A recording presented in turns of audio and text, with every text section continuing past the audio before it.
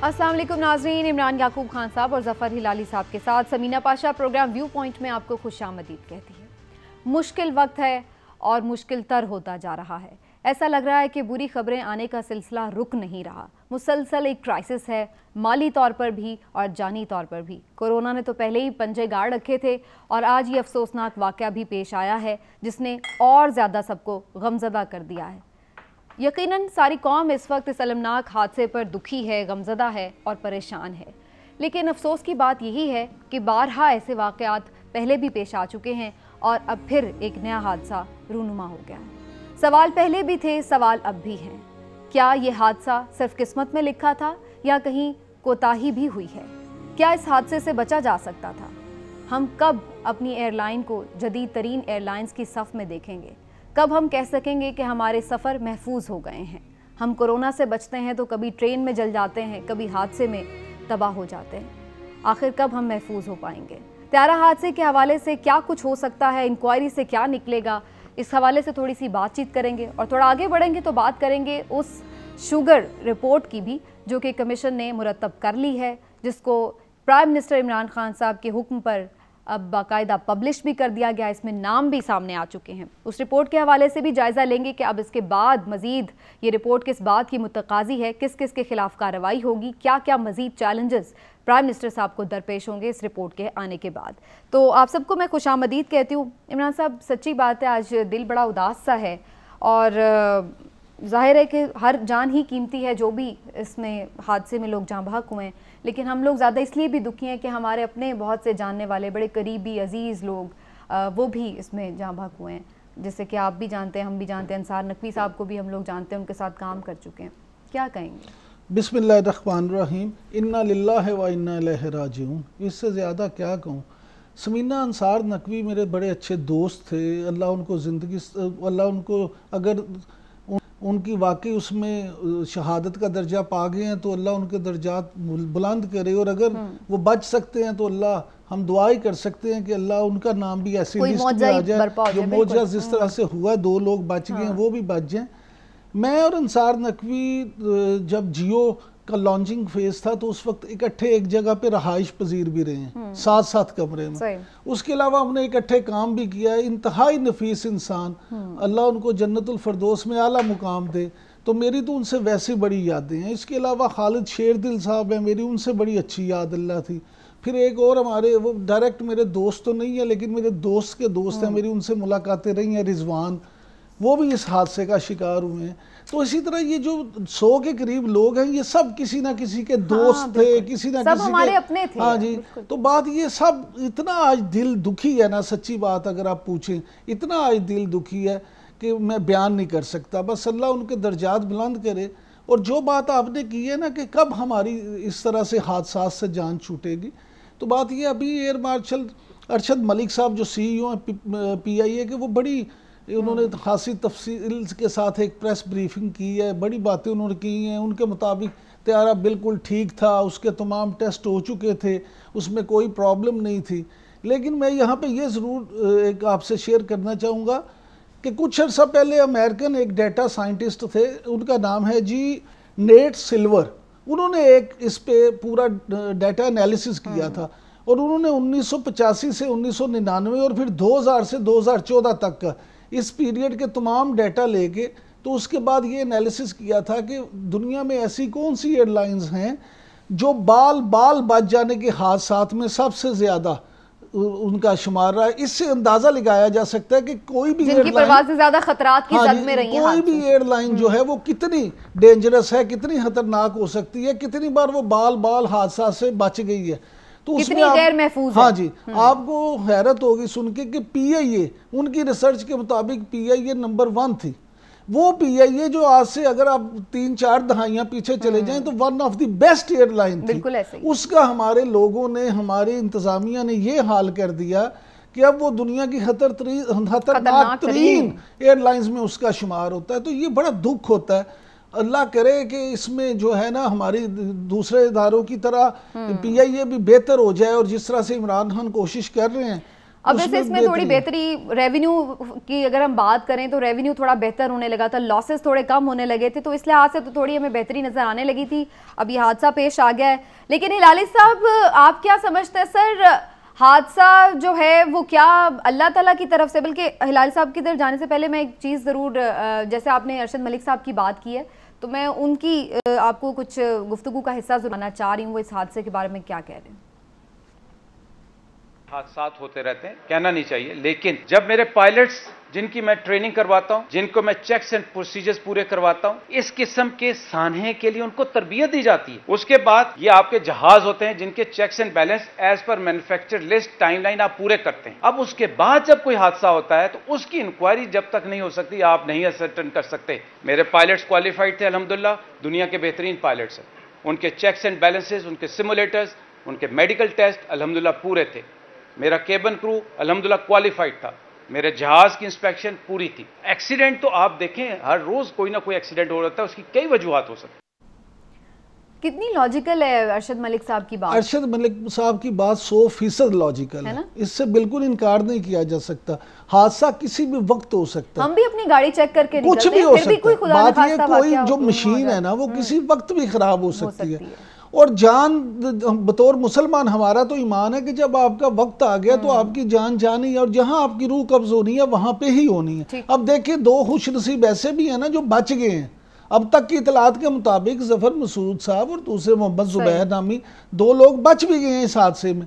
अब प्रॉब्लम ये नहीं है, प्रॉब्लम ये है कि अब आप देखें पायलट ने, जो जहाज के पायलट थे, उन्होंने आखिरी दम तक कोशिश भी की और कंट्रोल टावर से राब्ता भी रखा है। लेकिन ये देखिए जो पहले किया जा रहा था कि जी शायद लैंडिंग गियर काम नहीं कर रहा, तो जब फुटेज सामने आई है, सीसीटीवी फुटेज जो एक घर की छत पे लगे कैमरे से आई है, उसके मुताबिक लैंडिंग गियर तो सही काम कर रहा था, तैयारे के पहिए तो नीचे खुले हुए थे। इंजन की खराबी हुई। अब इंजन की खराबी, एक इंजन खराब हुआ, दूसरा खराब हुआ, ये इंक्वायरी के बाद ही असल पता चलेगा कि क्या हुआ। चलें हिलाली साहब का भी पॉइंट ऑफ व्यू लेते हैं। हिलाली साहब, आपके नजदीक क्या समझा जाए कि अल्लाह ताला की तरफ से कोई हादसा लिखा था सो हो गया, या आपको नजर आता है कि कोई ना कोई कहीं ना कहीं गफलत है, कोई कोताही है, इस वजह से हादसा पेश आया है, वरना हम ऐसे नहीं कह सकते कि जी अचानक से कुछ हो गया और हादसा हो गया, अल्लाह की तरफ से लिखा था? देखिए ये जो हवाई जहाज, जी हिलाली साहब से हमारा राब्ता मुनक़ता हो गया। लेकिन इमरान साहब एक चीज़ जो है वो बड़ी अफसोसनाक है, वो ये कि हम ये हमेशा देखते हैं कि इस तरह की जब भी कोई पहले भी तैयारे हादसे हुए हैं, कोई रिपोर्ट्स आती हैं तो ऐसा लगता है कि कोई भी तयन उस तरह से नहीं हो पाता। अगर कोई ट्रेन हादसा होता है तो कोई कह देता है कि जी ड्राइवर की गलती थी, एंड टाइम पे वो मैनेज नहीं कर पाया। अगर कोई बस हादसा होता है तो आमतौर पर ड्राइवर पे डाल दिया जाता है। क्या इसी तरह त्यारा हादसा पायलट पे जाकर पायलट के ऊपर जिम्मेदारी का तयन डालकर और उसके बाद खत्म हो जाती है? सुमीना, आपका जो सवाल है ना उसका सबसे बेहतरीन जवाब मेरे नज़दीक ये है कि आप एक मैकेनिज्म बना लें। 72 साल में हम किसी भी इदारे का कोई मैकेनिज्म बना नहीं सके। हम अगर मैकेनिज्म बना लें तो आपने जो बात की, वो रेलगाड़ी का इंजन हो या वो जहाज़ की कोई फ्लाइट हो किसी भी एयरलाइन की, या इवन बस हो, अगर आपके पास मैकेनिज्म होगा, आप SOPs फॉलो करेंगे तो ये चीज़ें कम हो जाएंगी। इंसान बेहतर तरीके से इसकी अगर देखभाल करे तो इन चीज़ों से बचा जा सकता है। हाँ जी, इसलिए कम है कि वो SOPs का ख्याल रखते हैं, वो इन चीज़ों का ख्याल रखते हैं। सबसे कीमती कीमत जो है वो इंसानी जान की होती है, सबसे कीमती चीज़ इंसान की जान है। अब ये देखें आप कि चले जहाज़ में तो लोग जो सफ़र कर रहे थे उनके साथ तो हादसा आया, जिन बेचारों के घरों पे चला गया, कोई घर में नमाज पढ़ रहा था, कोई घर में बैठा था, कोई तिलावत कर रहा था, उसके घर में जब आफत आ गई, अब उन बेचारों का क्या कसूर था? ये सारी चीजें आपको देखने पड़ेंगी। और बात ये है कि आप देखें कि जब दोनों रनवे क्लियर थे, उसको कहा पायलट को, और फिर इस पे 2 राय हैं कि एक इतला ये है कि जी उनको कहा गया कि आप एक चक्कर लगा के आ जाएं, और दूसरी इतला है कि पायलट ने खुद कहा कि मैं एक और चक्कर लगा के आता हूँ। तो ये अब ये सारी चीजें इंक्वायरी के बाद सामने आ जाएंगी। वो उसमें कामयाबी क्यों नहीं हो सकी, कि क्यों, अगर क्या वाकई इंजन का प्रॉब्लम हुआ था जो हुआ था। लेकिन हिलाली साहब से फिर से बात करने की कोशिश करते हैं। हिलाली साहब, आपको मेरी आवाज आ रही क्लियर? आ रही है जी सर, वही सवाल मैं आपकी तरफ रखूंगी। आपको लगता है कि कहीं कोताहियां हो रही हैं जिसकी वजह से ये हादसे हमारे यहाँ ज्यादा नजर आते हैं, बजाय इसके कि हम ये कह दें कि जी अल्लाह की तरफ से लिखा हुआ था सो हो गया? नहीं, देखिए मेरे ख्याल में कि डिलिबरेट तो कुछ नहीं है, और अगर नेग्लिजेंस है कौन कह सकता है। I think it's much too far too early ऐसी चीज कहना। मेरे ख्याल में ये जो लोग इस वक्त PIA को जो चला रहे हैं, जिम्मेदार लोग हैं, एक्सपीरियंस लोग हैं, और सेफ्टी ऑफ द एयरक्राफ्ट उनको पता है कितना इम्पोर्टेंट है। मैं नहीं समझता ऐसा कुछ ऐसी कोई बात है, मगर अफसोस से ये कहना पड़ता है कि जब भी ऐसा कोई क्रैश हो। मैं देख रहा था BBC का रिपोर्टर जो था, जो BBC ने कवर किया था इस क्रैश को, पहला item news, I beg your pardon, CNN का पहला आइटम न्यूज था, और रिचर्ड क्वेस्ट ने जब इसको कवर किया था तो उसने ये कहा थोड़े छोटे मिसहैप्स ऐसे होते रहते हैं हर एयरलाइन में, और PIA को उसने तारीफ की इसके सेफ्टी रिकॉर्ड। नॉट तारीफ तो कहते हैं कि वो कहने लगा ऐसी छोटी छोटी चीजें होती रहती हैं, तो वो कुछ ज्यादा इम्पोर्टेंस नहीं दे रहा था कि नेग्लिजेंस। हमारा record is a very good one. तो बड़ी अफसोस की बात है, बड़ी अफसोस की बात। बिल्कुल सही है हिलाली साहब, लेकिन ये चीज़ तो देखनी हमें पड़ेगी ना कि आखिर हम ओवरऑल हम देखते हैं कि जो बाहर हैं हादसे उस तरह से नहीं रूनुमा होता जिस तरह से हमारे यहाँ ज़्यादा हमें नज़र आ रहे हैं, चाहे वो ट्रेन हादसे हों। हर हमने अभी भी देखा है पिछले 1.5 साल में कितने बड़े बड़े ट्रेन हादसे हुए हैं। जो तेज़गाम वाला सानिया, वो किसको याद नहीं। हमारे यहाँ सफ़र महफूज नहीं है। क्या इसकी वजह आपको लगता है कि हम वो जो स्टैंडर्ड्स हैं उनको मीट नहीं करते, हम SOPs पर अमल दरामद नहीं करते हैं। हमारी जो ओवरऑल एक लेट इट गो वाली पॉलिसी है हमारे लोगों में, वो हमें हर जगह नज़र आती है। इसीलिए हम लोग इतने सेफ नहीं। कभी हम कोरोना से मर रहे हैं, कभी हम ट्रेन में जल रहे हैं, कभी हम जहाज़ों से मर रहे हैं। नहीं, मेरे ख्याल में कि अगर आप कहें कंपैरेटिवली, अगर आप कोई वेस्टर्न एयरलाइन के साथ कंपेयर कर रहे हैं तो शायद ये सही निकला, और शायद हाँ हमारी एक्सपर्टीज शायद कम हो, हमारी स्किल्स शायद कम हो, मगर मेरे ख्याल में PIA का जो रिकॉर्ड है it's a very very good record. और ये छोटे छोटे निगली इंसिडेंट्स होते रहते हैं, मगर major crash like this very unusual. मैं फिर आपको कहता हूँ, जिससे भी मैंने बात की है जो एयरलाइंस के बारे में जानते हैं, वो कहते हैं जब पायलट ने कहा उसको कि मैं आई कैनॉट क्लाइंब, मैं चढ़ नहीं सकता इसलिए कि मेरे इंजन में पावर नहीं है, तो भाई क्यों दोनों इंजन में कैसा हुआ कि एक साथ पावर नहीं है? आई मीन कोई बर्ड स्ट्राइक तो नहीं था दोनों इंजन में, और अगर होता तो वो रिपोर्ट करता। तो ये है बड़ी अजीब सी बात जो किसी को जो इन्वेस्टिगेशन के बाद ही कुछ पता चलेगा। लेकिन ये वैसे कुछ खबरें आ रही हैं कि शायद कोई परिंदा तैयारे से टकराया है, लेकिन खैर अभी वही बात है कि जब तक इंक्वायरी नहीं होती कोई भी चीज़ हम ऑथेंटिकली नहीं यहाँ पे कह सकते। बहरहाल एक ब्रेक ले लेते हैं। इस पे मैं हिलाली साहब जो बात कर रहे थे, हिलाली साहब एक बैनुल-अक़वामी फ़िज़ाई हादसों पे नज़र रखने वाली तंजीम है, उसका नाम है एयरक्राफ्ट क्रैशेस रिकॉर्ड ऑफिस। उसके मुताबिक आज ये जो हादसा हुआ है, इससे पहले पाकिस्तान में टोटल 36 ऐसे हादसा हो चुके हैं, फ़िज़ाई हादसे 36, और उसमें 725 अफराद जो हैं वो अपनी जान की बाजी आ रहे हैं। ये आज इसमें 100 अफराद आप मजीद शामिल कर रहे हैं, यानी 825 हो गए। अब इशू ये है कि कभी भी पाकिस्तान में इन इंक्वायरियों से आगे बात नहीं बढ़ी। मेरा सवाल सिर्फ इतना है कि ये बात ठीक है, कोई भी जानबूझ के ऐसा नहीं कर सकता, नेग्लिजेंस हो सकती है, कोई टेक्निकी फॉल्ट हो सकता है, सब कुछ हो सकता है, लेकिन कम से कम ये ज़रूर होना चाहिए कि अगर ऐसा कोई मामला हो जाए तो इंक्वायरी शफाफ हो और बाद में हकाइक सामने आ जाए। बिल्कुल ठीक है। हमें जो ये पता नहीं चलता कि हुआ क्या है।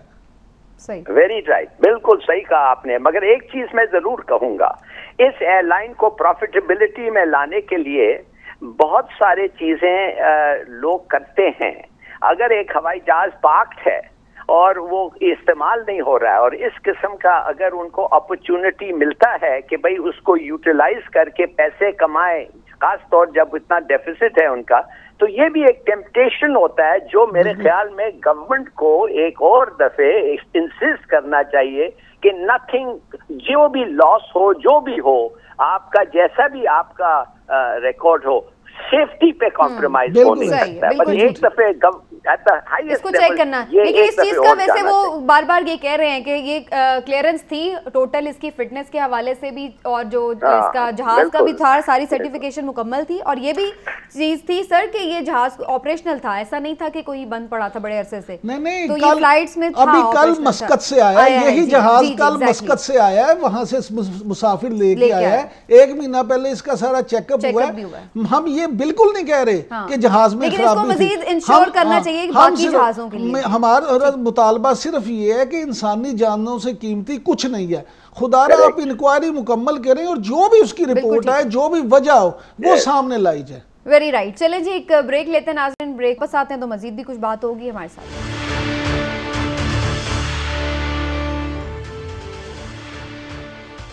वेलकम बैक नाज़रीन। हुकूमत पाकिस्तान ने जो कहा था एक हद तक तो उन्होंने कर दिखाया है। कहा गया था कि जो शुगर स्कैंडल सामने आया, उसकी कमीशन की जो रिपोर्ट है वो सामने आएगी तो उसको भी पब्लिक किया जाएगा। फॉरेंसिक रिपोर्ट भी अब आ चुकी है और हमने देखा कि डीजी FIA वाजिद ज़िया को ना सिर्फ ये कि शाबाश दी गई है बल्कि ये रिपोर्ट भी पब्लिक कर दी गई है, अगरचे कि इसमें हुकूमत के अपने बहुत करीबी लोगों के नाम भी आ रहे थे। इसके बावजूद भी अब इस रिपोर्ट की जो 2-3 बातें मैं मेन आपको बता दूं, जहांगीर तरीन, शहबाज शरीफ, मोनिस इलाही और ओमनी ग्रुप के बारे में बताया गया कि इन्होंने फ़ायदा उठाया है।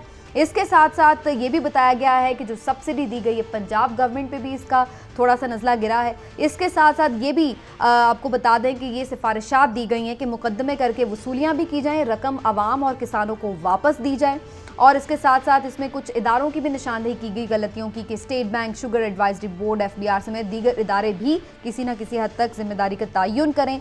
और इसके साथ साथ अब ये बातें आ रही हैं सामने कि जो लोग इसमें मुलव्वस पाए गए हैं ख़ास तौर पर उनके खिलाफ कार्रवाई होनी चाहिए, जिन्होंने सब्सिडी की इजाज़त दी, जिन्होंने गंदम को बरामद करने की इजाज़त दी, शुगर को बरामद करने की इजाज़त दी, जिसकी वजह से एक क्राइसिस भी पैदा हुआ, उसकी वजह से भी कीमतें बढ़ी। तो इस सारे मामले के बाद यहाँ तक तो वादा पूरा हो गया, लेकिन अब आगे क्या वे फॉरवर्ड है, इस पर जो रिएक्शंस आ रहे हैं उस पर भी बात करना बड़ा ज़रूरी है।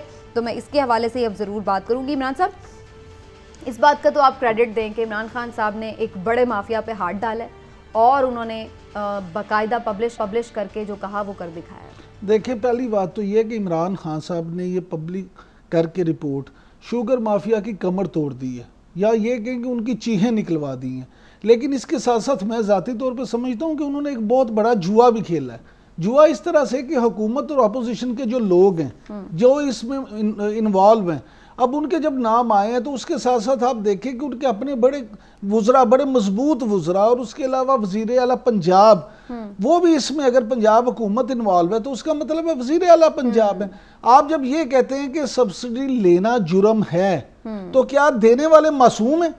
सबसे बड़ा सवाल ये है कि अगर लेने वालों को सजा मिलेगी तो ये देने वालों को आप क्या सजा देंगे?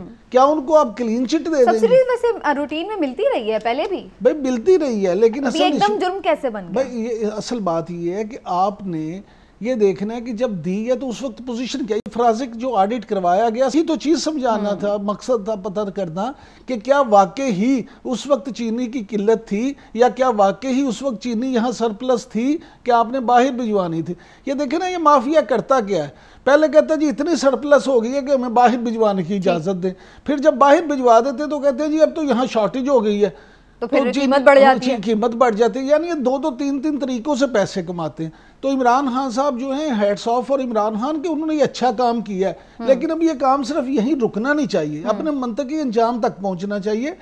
और ये ना एहतसाब की तरह हम देखते रह जाए, अवाम के हाथ कुछ ना आए। सरकारी इमरान खान साहब ने रिपोर्ट शाया करवा दी, आगे इदारों का काम है। अब वो इमरान खान ने बंदे पकड़ के तो नहीं जेल में डाले ना, ये को बिल्कुल गलत बात है। इदारों का काम है, इमरान खान वजीर आजम है, ये वजीर आजम का ये फ़र्ज़ है कि वो इदारों के ऐसे सरबराह लगाएं जैसे वो उन्होंने वाजिद ज़िया को ये शाबाश दी है कि बड़ी अच्छा काम किया है, तो अब उनके से बरामद भी करवाएं, नैब के जरिए से कराएं, FIA के जरिए से कराएं, कानून नाफिज करने वाले उन्होंने कमीशन बनाया, रिपोर्ट आई, पब्लिश करवा दी, अपने लोगों के भी नाम आए, जाने दो, रगड़ दिया, सबको ठीक हो गया। अब मेरा कहने का मतलब ये कि आगे तो सिस्टम के ऊपर भी तो सवाल है ना सर, कि हम हमारा सिस्टम कैसे उन लोगों तक पहुंच पाएगा या नहीं। अब वही बात है कि आप पहले भी करप्शन के ऊपर सबको आप बेनकाब कर दें, लेकिन आगे जाके आपके इदारे सबूत ना दे सकें, प्रूफ ना कुछ कर सकें, अदालतें जमानतें दे दें, तो फिर इमरान खान क्या करे? ये बड़ा अच्छा आपने सवाल किया समीना। मुझे ये बताएं, इन सारों के हेड कौन है? इमरान खान साहब की जो वाह हो रही है, मैं भी यहाँ बैठा तारीफ कर रहा हूँ, आप भी कर रही हैं, तो क्या उनका काम सिर्फ ये है कि वजीर आजम के तौर पे वाह करवाते रहें? इमरान खान साहब बतौर हेड, ये जिम्मेदारी उनके ही कांधों पे आती है, उन्होंने ही सजा दिलवानी है, उन्होंने ही इन सारा सिस्टम ठीक करना है। वजीर आजम वो हैं, दिलवा पाएंगे, दिलवानी चाहिए, और मुझे उम्मीद है कि अगर इमरान खान सच्चे दिल से ये कोशिश करेंगे तो जरूर दिलवा पाएंगे। हिलाली साहब, आपका क्या टेक है सर? ये कमीशन रिपोर्ट ने तो बहुत ज़बरदस्त इंकशाफात कर दिए हैं। आप इमरान खान साहब को इसका क्रेडिट देंगे कि इन्होंने ये रिपोर्ट बनवाई भी, पब्लिक भी करवा दी है। अब आगे आप क्या सोच रहे हैं सर? क्या इस पे आपको नज़र आ रहा है कि कोई लोगों के खिलाफ कार्रवाई होगी, कोई लूटे पैसे भी मिलेंगे वापस?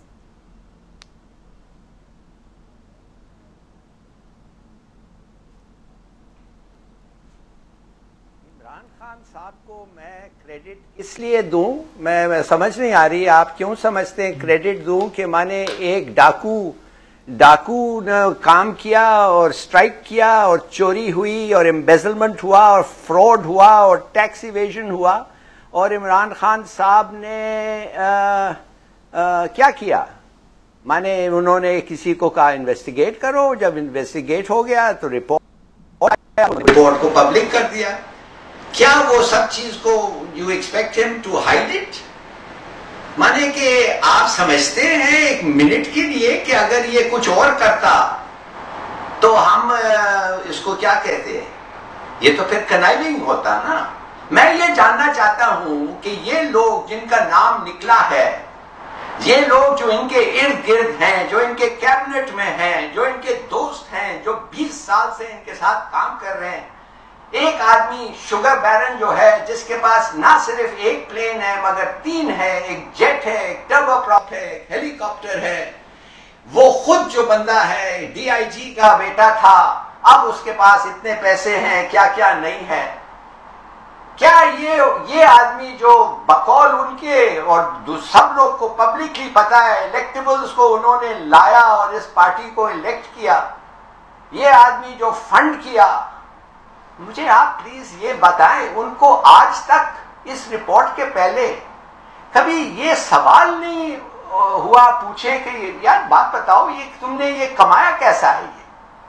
क्या ये एफबीआर को पूछा था कि मेरे साथ ऐसे लोग हैं जो मल्टी बिलियनर्स बन गए हैं फ्रॉम मॉडेस्ट बिगिनिंग्स? कुछ मुझे रिपोर्ट दो इनके ऊपर। तो सर आ गई ना रिपोर्ट, ये तो बात हो रही है कि जब उनके नीचे कुछ तो इस्तेमाल करें कि you are the prime minister of the country. ठीक है, अच्छा मैं इस पे सिर्फ 2 बातें कहूंगी सर, कि एक तो जो आप बात कर रहे हैं कि किस बात पे हम बेस करें, इसलिए करें कि आप ठीक कह रहे हैं, आप ठीक कह रहे हैं सर कि ये कोई ऐसी बात नहीं, उन्हें यही करना चाहिए था। लेकिन प्रॉब्लम ये कि ये हमारे लिए ज्यादा इसलिए अच्छी बात बन गई है क्योंकि इससे पहले कभी ऐसा हमने देखा नहीं कि किसी प्राइम मिनिस्टर ने इस तरह कोई रिपोर्ट की इंक्वायरी करवा के पब्लिश भी करवा दी, और उसके भले करीब तरीन लोग भी सामने आ रहे हो तो वो तब भी उसको करवा दिया गया हो, तो इसलिए सब उनको वो कर रहे हैं। आप सही कह रहे हैं, he is suppose to do this, लेकिन मसला ये कि कभी हुआ नहीं, इसलिए हमारे लिए ये भी बड़ी बात है। और दूसरी जो ये चीज़ है सर, अब इदारे उनके अंडर आए तो अब इन्वेस्टिगेशन की चीजें आई हैं। इस डेकोइटी में ये जो डेकोइटी हुआ है, बात सुनिए आप मेरी, ये जो डेकोइटी हुआ है, इस डेकोइटी में प्रेसिडेंट और प्राइम मिनिस्टर्स पाकिस्तान में सब मुलव्वस हैं। इसमें कैबिनेट मिनिस्टर्स मुलव्वस हैं, स्पेशल असिस्टेंट्स मुलव्वस हैं।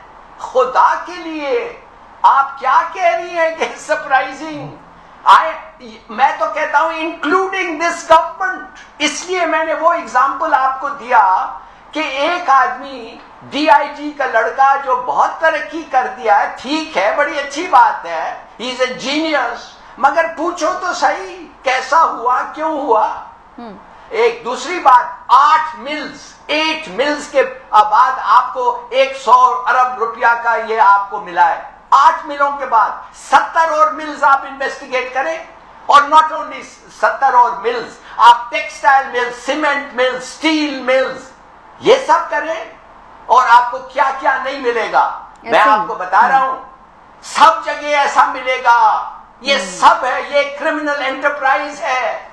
आपके टॉप बिजनेसमैन, टॉप पॉलिटिशियंस, टॉप ओहदेदार, टॉप सिविल सर्वेंट्स, ये सब मुलव्वस हैं। इसलिए मैं 20 साल से कह रहा हूं, जब से मैं रिटायर किया हूं, कि ये एक क्रिमिनल एंटरप्राइज है। बिल्कुल ठीक है। चलिए सर, एक ब्रेक ले लेते हैं, एक ब्रेक ले लेते हैं, ब्रेक लेके मैं दोबारा आती हूँ। ठीक है, बिल्कुल सही है, आप दोबारा आते हैं सर, ब्रेक ले लेते हैं। और जो आप बात करें बिल्कुल सही है, बहुत कुछ निकलेगा और इसीलिए सब कह रहे हैं कि कम से कम ये काम शुरू तो हुआ, अभी तक तो शुरू भी नहीं हुआ था, तो कम से कम ये शुरू तो हुआ। आगे देखते हैं क्या क्या निकलता है। एक नाज़रीन ब्रेक लेते हैं, ब्रेक से वापस आते हैं, फिर मज़ीद बात।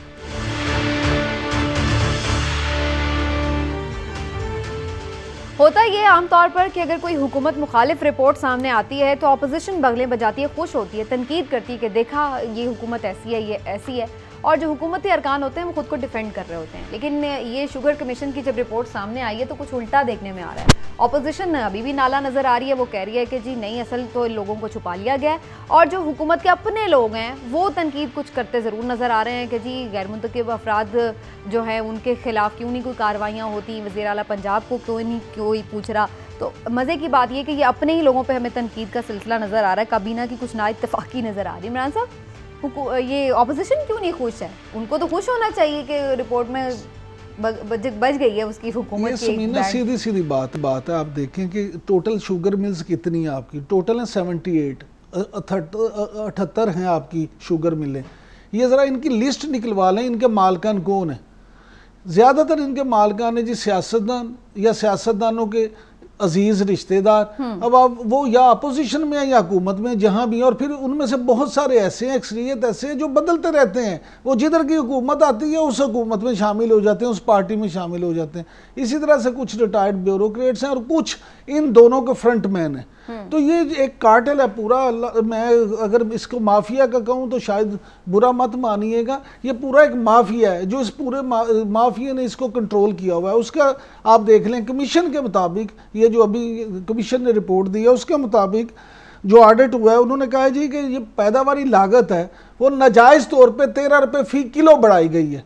अब उनके मुताबिक जो पाकिस्तान में 1 किलो चीनी है ना, उसमें 13 रुपये जब पैदावारी लागत आपने बढ़ा ली तो हर पाकिस्तानी एक साल में तकरीबन 25 किलो चीनी इस्तेमाल करता है। यानी इसका मतलब ये हुआ कि 25 किलो अब हर साल में हो गई। 325 को आप अगर उसको ज़रब दे दें 325 रुपये, 13 को अगर आपने 25 से ज़रब दी तो अगर आप ये इसको कैलकुलेट करें तो ये खरबों रुपये बनते हैं। ये खरबों रुपये ये जो नाजायज़ तौर पे कमाते हैं, ये असल तो वो कार्टर, ये माफिया वो है जो वो खरबों रुपये समेटता है। अब उसमें वो सबको उनका हिस्सा बकदर जुस्सा मिल जाता है। वो इसलिए ना वो चोर चौकीदार वाला खेल है, वो आपस में एक दूसरे का मफादात का तहफ़्फ़ुज़ करते हैं। हिलाली साहब, आपको क्या लग रहा है, इस माफिया को अगर अब सामने ले ही आए हैं चारों नाचार, तो आप समझते हैं कि कोई इनके खिलाफ कार्रवाई होगी, कोई हम देखेंगे कि किसी को सजा भी मिलेगी?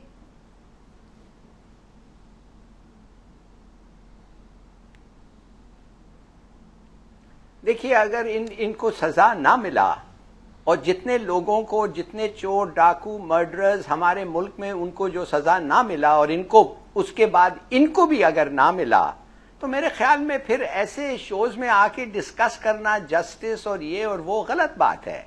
हमें सरेंडर कर देना चाहिए।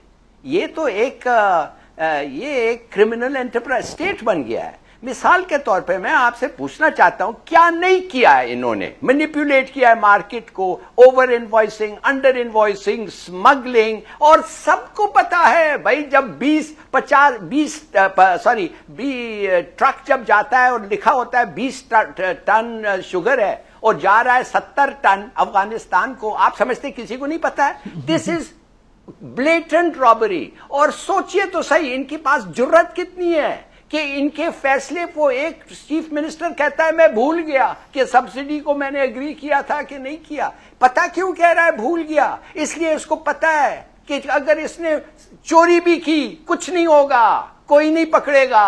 ब्रेजन, आउटराइट, ये सब कितने साल से चोरी कर रहे हैं भाई। रीड द रिपोर्ट, वो रिपोर्ट आप पढ़े और खुदा के लिए एक सीमेंट पे भी ऐसा एक रिपोर्ट कर ले।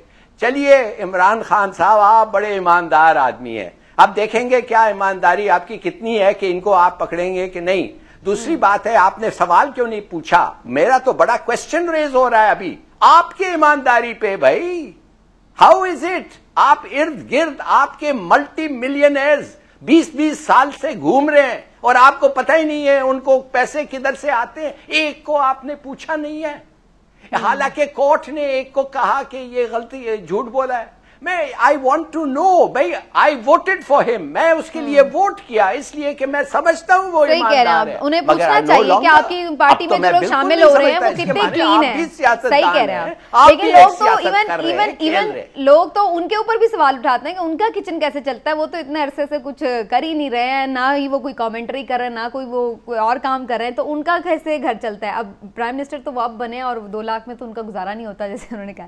लेकिन इमरान साहब, आप क्या समझते सर, बुज़दार साहब के अगेंस्ट अब कोई कार्रवाई हो सकेगी, अब ही हो सकेगी? बात यह है कि इमरान खान साहब इस बात का क्रेडिट लेना चाहते हैं जो हिलाली साहब को अभी समझ नहीं आ रही कि देखा मैं इनके नाम सामने ले आया। भाई बात ये है, आप जब नाम सामने ले आए, जब रिपोर्ट पब्लिश हो गई तो आपको तो चाहिए था इनको सबको उसी वक्त फारिग करते। आप कहते जी आप रिजाइन दें, मैं आपको फारिग कर रहा हूँ, आप फारिग हैं। जब आप अपने आप को ये सारी चीजों से क्लियर कर देंगे फिर मेरे पास आए।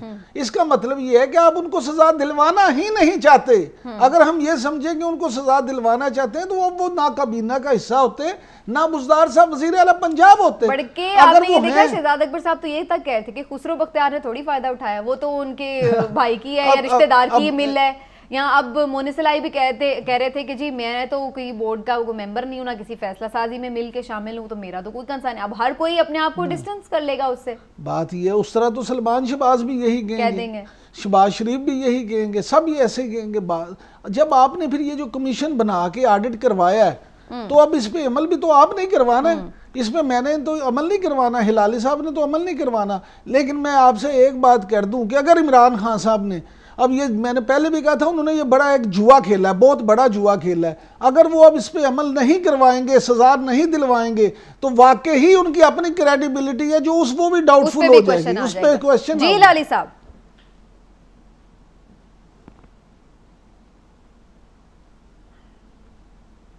देखिए मैं आपको कहता हूं खुदा के लिए, ये तो चिकन फीड है जो आप देख रहे हैं, इस पे जो हो रहा है। मेहरबानी से सीमेंट पे जाएं और ऑटोमोबाइल सेक्टर पे भी आप जाएं, इन पे आप फोरेंसिक एग्जामिनेशन करें जिस तरीके से ये वाजिद जिया ने किया है।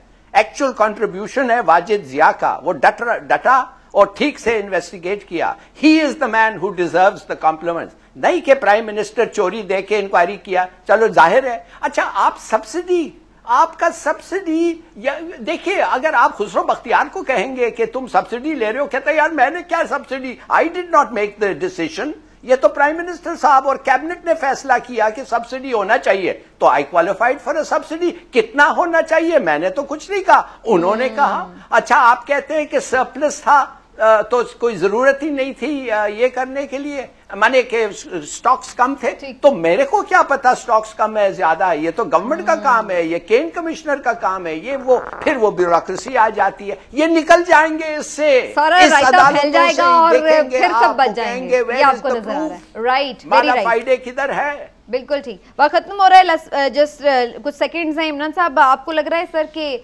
अभी मजीद इसमें इन्वेस्टिगेशन की जरूरत है? आप समझते हैं ये रिपोर्ट काफी है, बस अब कार्रवाई होनी चाहिए, कोई ट्रायल होता देख रहे हैं आप? लास्ट मिनट मुझे ये लग रहा है जी कि ये होगा क्या, इसमें भी बहुत सी तावीलें निकल आएंगी और सज़ा इन्हें नहीं मिलेगी। लेकिन अगर सज़ा ना मिली तो इसके बड़े भयानक नताइज निकलेंगे। अब ये ना हो कि जिस तरह आपने नवाज शरीफ को किसी और जुर्म में पकड़ा, किसी और जुर्म में सज़ा सुना दी और आपने फिर कहानियां बना दी। अब जहांगीर तरीन साहब को आप ये करेंगे, उसमें कह देंगे जी ये हो गया जी, खुसरो बख्तियार के मैंने नहीं किया। आप जो भी करेंगे क्लियर करें, उसको पूरी क्लैरिटी के साथ करें ताकि फिर किसी को भागने का मौका ना मिले। बिल्कुल ठीक है जनाब, इसी पॉइंट आज का प्रोग्राम समेटते हैं, वक्त खत्म हो गया है। कल इंशाल्लाह फिर आपसे मुलाकात होगी, इजाजत दीजिए, अल्लाह।